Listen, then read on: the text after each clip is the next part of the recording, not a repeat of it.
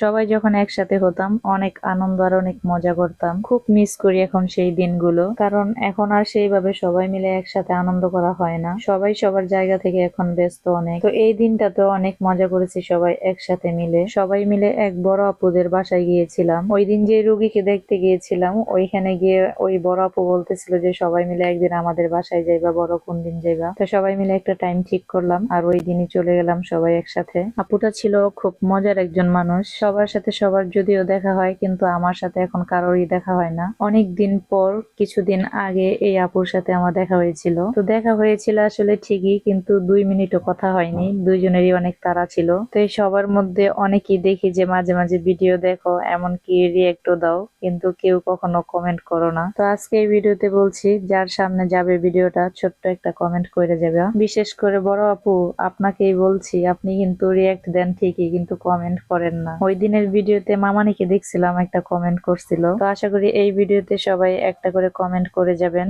আমার কাছে সবার স্মৃতিগুলো আছিল বলে এখন দেখতে পারি।